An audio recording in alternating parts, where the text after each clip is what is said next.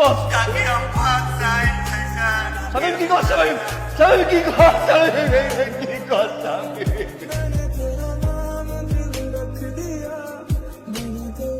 লাগে না।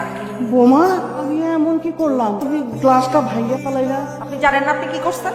আপনি আমার জীবনটা অতিষ্ঠ করে তুলছেন। আমি মোবাইল টিপলে দোষ, আমি বাইরে ঘুরতে চলে গেলে দোষ, সবকিছু আপনার দোষ। কি পাইছেন আপনি? আমি বুঝি না আপনি এগুলো কেন লেখা করেন।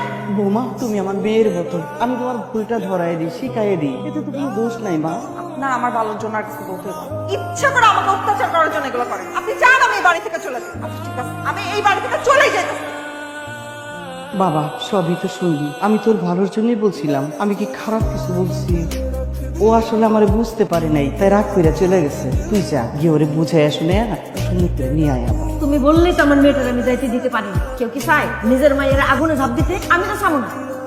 আম্মা এখন একসাথে থাকতে গেলে নানান রকম ঝামেলা হয়, এটাই স্বাভাবিক। মারিয়া তুমিও করছো, আমাদের বাড়ি থেকে বের হয়ে আসার আগে অ্যাটলিস্ট আমাকে ফোন দেওয়া উচিত।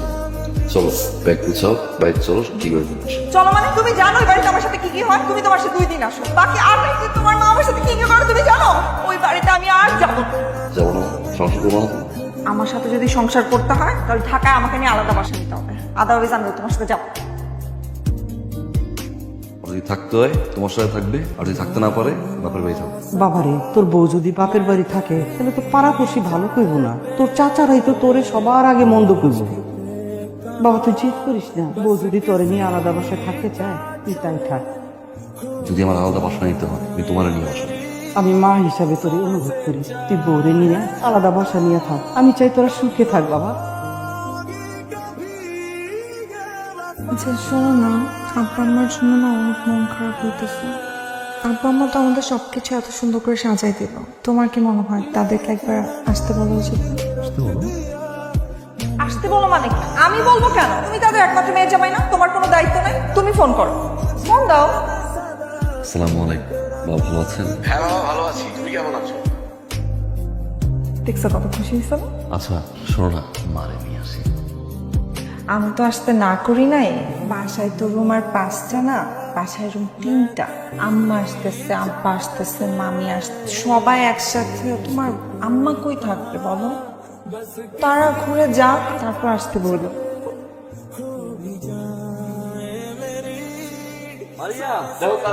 কেমন আছিস? শোনো মারিয়া, টাকা পয়সা বেশি বেশি করে সেভ করবা, একদম বেশি খরচা করতে হবে। সেভিংস করবো কেন? মাসের 20 তারিখে স্যালারি টাকা সব শেষ হয়ে যায়। দেখ শেষ হয় না শেষ করে, আমার তো মনে হয় মায়ের দিয়ে আসে। আমারও তাই মনে হয়, সারাটাক্ষণ খালি মা মা মা মা মা। আমি যে ঘরের বউ তার কোনো খেয়ালই নাই, সারাক্ষণ শুধু মার কথা। কোনো চিন্তা করিস না, লোহাদা কেমনে লোহা কাটতে হয় এটা আমার খুব ভালো করে জানা আছে।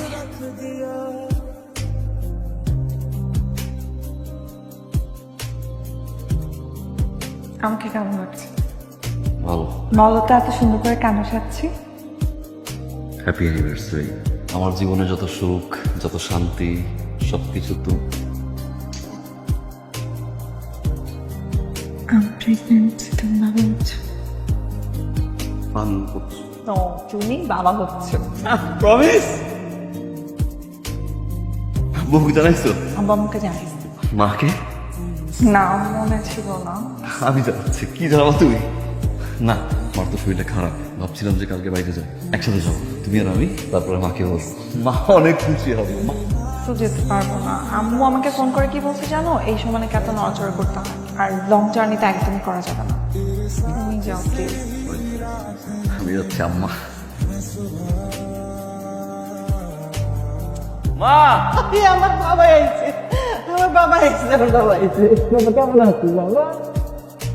আচ্ছা তুই হঠাৎ করে এসে বললি, আমাকে খবর দিবি না? আমি একটু ভালো মন্দ কিছু রাইন্দে রাখতাম তোর লাগি। ভালো মন্দ যে কিছু রানবা এই জন্যই খবর দিইনি। মা তুই দাদি হইতেছ। তোমার কি কস? আমি দাদি হইতেছি? মা আলহামদুলিল্লাহ।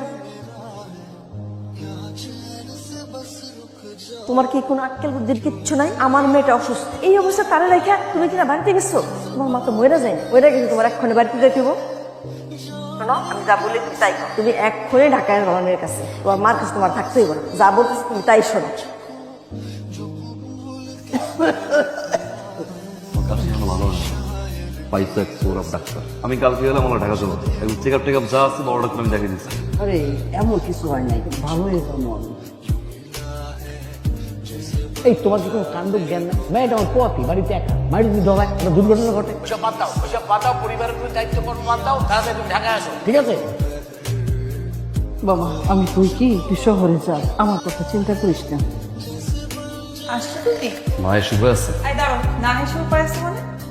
কি শুরু করছো তুমি? আমার কাছে গেছি, এতদিন পরে আমি আমার কাছে গেছি। তোর মামার ক, মামির ক, খালার ক, বাবার ক, সমস্যাটা কি? সমস্যাটা বুঝো না। তুমি আমাকে এইরকম একটা সিচুয়েশনে রেখে তোমার বাড়িতে গেছো, তোমার কি মনে হয় আমার ফ্যামিলি মানুষ তোমাকে ফোন দিবে না? কোন সিচুয়েশন রেখে গেছে মারিয়া? তুমি কি 7 মাসের প্রেগনেন্ট? আর 3 মাস হলো তোরা মাত্র কনসিভ করছো তুমি।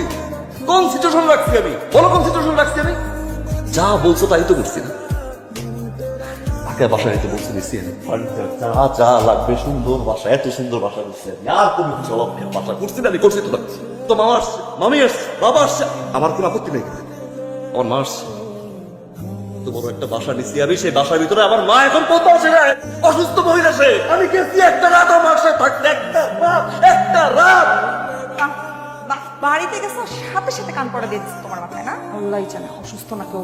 এক থাপ্পড় দিয়ে দাঁত চক্রে মানে এই চল। আমি না তোমার সাথে আর সংসার করতে চাই না। যেই ছেলে মায়ের কথা চামারের মতো আচরণ করে তার সাথে আর কিছু থাকতে চাই না। আরে থাইকো না তুমি, যাও থাইকো না। একটা রাত আমি ঘুমাইতে পারি। স্বামী কি ব্যাপার তো সকালে? সকাল থেকে কাকি আম্মা কোনো কথা কয় না। কাকি আম্মার কোনো সারা শব্দ নাই। সাহেব তুই কি কর? কাকি আম্মা চাই সাহেব কি কর? সাহেব সাহেব কি কর? সাহেব কি কর?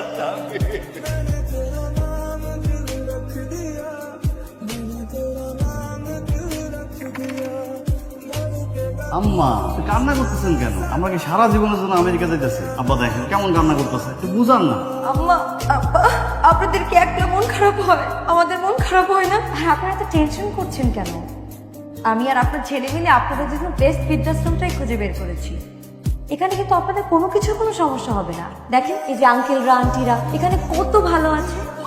আপনারা ওদের সাথে বসে গল্প করবেন, আড্ডা দিবেন, আপনাদের সময় কখন চলে যাবে একদমই বুঝতে পারবেন। আরে তুমি এখানে দাঁড়ায় আছো কেন? তুমি কি ভুলে গেছো যে কালকে আমাদের ফ্লাইট? চলো। আমি জানি আমাদের ছেলে আমাদের এখানে একবারে ফালা রেখা চলে গেছে, আর কোনোদিন আমরা এখান থেকে নিতে পারবো না। আমি আজান আজকে থেকে 25 বছর আগে একটা মায়ের কোল দিয়া তার সন্তানকে তুমি কাইরা নিয়েছি।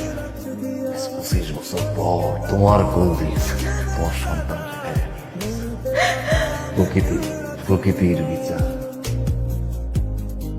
ওই আল্লাহ ছাড় দেয়।